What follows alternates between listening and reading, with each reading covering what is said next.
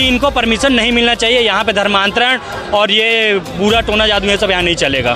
जो ये करवाते हैं, जो लोगों को करेंट वाली भावना, जो एक एक्टिंग करवाते हैं, जो रोको टोको ठोको। आप परमेश्वर को कुछ लाइव बोलेंगे, आप उसको कुछ पब्लिकली बोलेंगे और आपको क्या लगता है वो चुप करके बैठ जाएगा?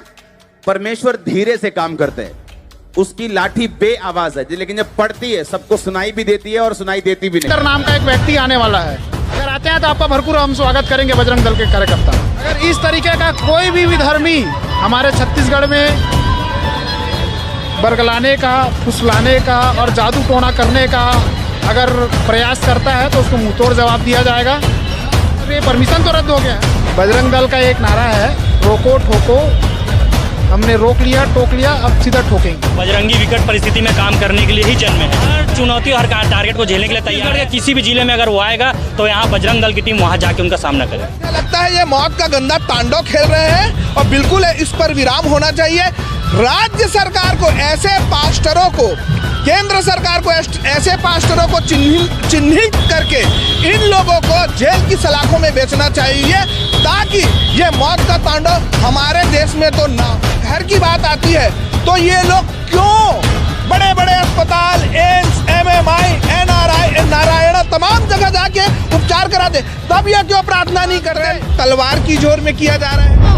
मसीहियों का एक जो बहुत ज़्यादा चर्चा में विषय चल रहा है, कहीं ना कहीं एक प्रकार से आप लोग जो विरोध कर रहे थे, क्या कुछ कहना चाहेंगे उसके ऊपर? जी, हम और हमारा मतलब हमारे सभी हिंदू भाई सभी संगठन हमेशा से धर्मांतरण के खिलाफ में काम करते आए हैं और करते रहेंगे। कई बार जेल भी गए हैं, उससे भी हमारी हिम्मतों में कोई कमी नहीं है। और दूसरी बात, अभी इनका परमिशन कैंसिल हुआ है, ये कोर्ट में गए हैं और हमने भी अपना कोर्ट में अपने तरीके से चार्ज हमने दाखिल कर दिया है कि इनको परमिशन नहीं मिलना चाहिए। यहाँ पे धर्मांतरण और ये बुरा टोना जादू ये सब यहाँ नहीं चलेगा। जो ये करवाते हैं, जो लोगों को करेंट वाली भावना, जो एक एक्टिंग करवाते हैं, जो वो यहाँ पे नहीं चलेगा। वो आप वहाँ तक अपने वहीं तक सीमित रखिए। छत्तीसगढ़ में इसके लिए कोई जगह नहीं है। छत्तीसगढ़ के किसी भी जिले में अगर वो आएगा तो यहाँ बजरंग दल की टीम वहाँ जाके उनका सामना करे। आप समझ रहे कि नहीं? आप कुछ भी ना कहें, लेकिन जिस परमेश्वर से लोग पंगा ले रहे हैं उसको मालूम है हैंडल कैसे करना है।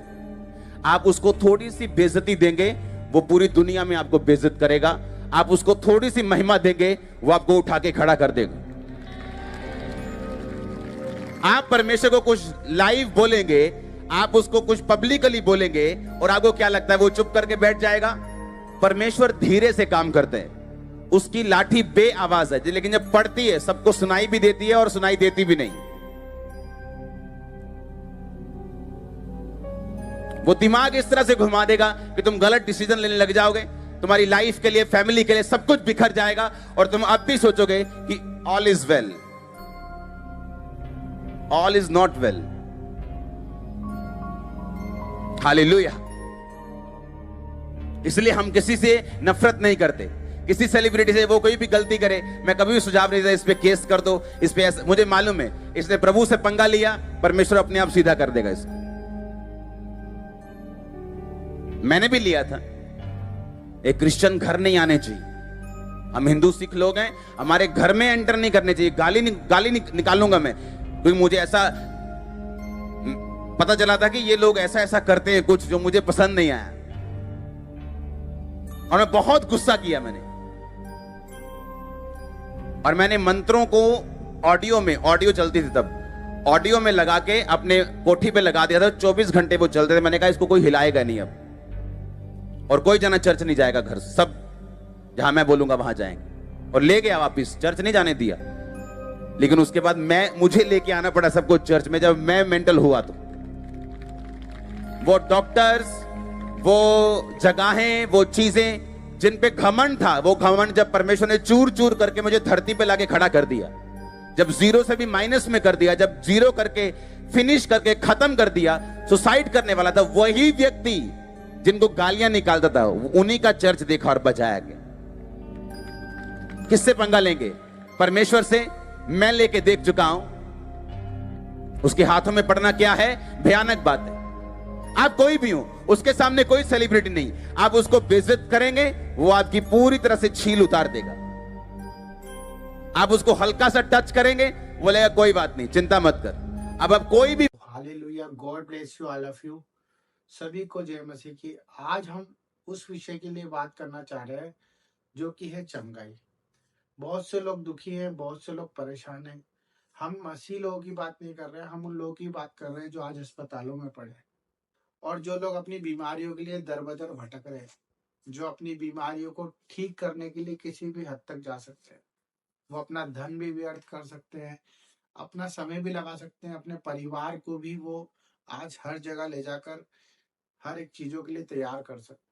परंतु जब हमारी बीमारी हमारे ऊपर आ जाती है तो हमें परमेश्वर क्या सिखाते हैं और परमेश्वर हमसे क्या कहना चाहते हैं कि हम उस बीमारियों को किस तरह से ठीक होता देख सकते हैं। तो आज मैं आपको वो वचन बताना चाह रहा हूँ जो परमेश्वर ने हमें हमारे अधिकार के लिए दिया है, वो वचन जिसके द्वारा आपकी बीमारी इसी वक्त चंगी हो सकती है। सच में मेरे भाई बहनों, आप किसी भी चीज से सफर कर रहे हो, किसी भी परेशानी से सफर कर रहे हो, किसी भी रोग से सफर कर रहे हो, आज अगर आप इस वचन को पढ़ते हैं और इस वचन को अपने जीवन का आधार मान लेते हैं और ये वचन को अगर अपने मन में ढाल लेते हैं, जितनी भी नेगेटिविटी है सबको हटाकर, आज कितनी मेडिसिन आप लोग खा रहे हैं, कितनी परेशानी आपके ऊपर है, परंतु अगर आप आज ये वाली मेडिसिन खा लेंगे, आज ये वचन को अगर आप खा लेंगे, तो मैं बता रहा हूँ कि आपकी वो मेडिसिन छूट जाएगी और आप संपूर्ण चंगे हो जाएंगे।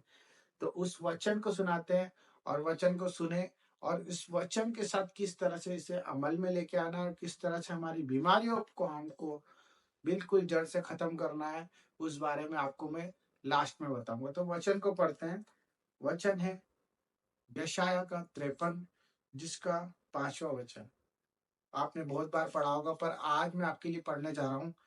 परंतु वो हमारे ही अपराधों के कारण घायल किया गया, वो हमारे अधर्म के कामों के कारण कुचला गया और हमारी ही शांति के लिए उस पर ताड़ना पड़ी कि उसके कोड़े खाने से हम चंगे हो गए हैं और चंगे हो जाओगे।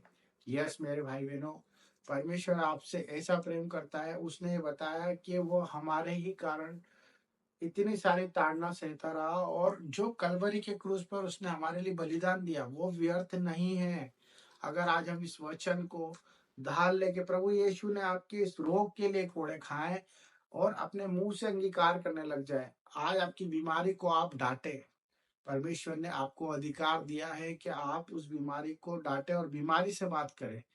आप बीमारों की बातें ना करें, अपनी तकलीफों की बातें ना करें, अपनी बीमारी से बात करें, उसको श्राप दे। जिस तरह अंजीर को पेड़ को प्रभु ने श्राप दिया और वो सूख गया, आपकी भी बीमारी इसी वक्त सूखने वाली है।